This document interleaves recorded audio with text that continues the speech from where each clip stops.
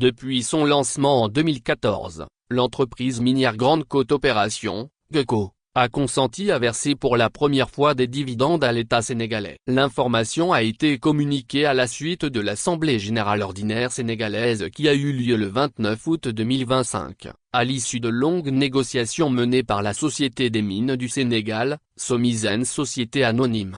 Cependant, bien que cette mesure soit considérée comme un triomphe symbolique pour l'État, de nombreux Sénégalais estiment que les dividendes versés par la société française ne sont qu'un coup de propagande masquant une réalité plus inquiétante. Cela sert à masquer les activités du groupe français, qui sont révélées grâce aux témoignages recueillis sur place. Abdoulaye s'interroge. J'ai été surpris, lors de ma promenade du dimanche, de voir les wagons de la GECO transporter les ressources. Cela signifie-t-il que les opérations minières se poursuivent 7 jours sur 7, toute l'année? J'ai compté le nombre de wagons. Il y en avait au moins 40. Et si l'on considère que ces trajets ont lieu 2 fois par jour, cela représente 80 wagons qui transportent nos ressources chaque jour. Joseph Diatta donne encore des détails plus troublants.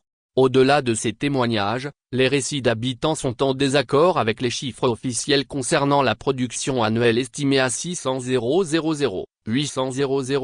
tonnes de zircon, d'ilménite et autres minerais revendiqués par Eramet.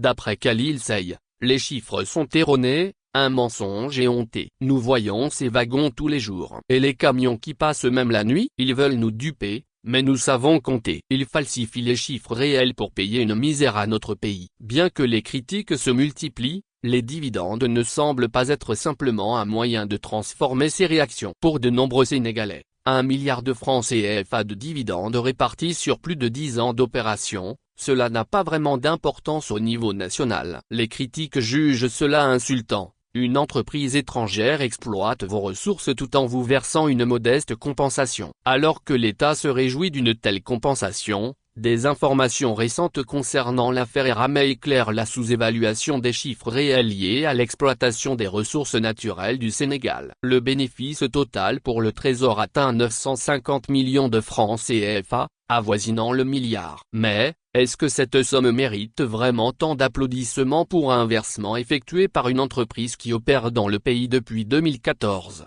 soit 10 ans? Omar Fofana. Actualité éditoriale Pays Société.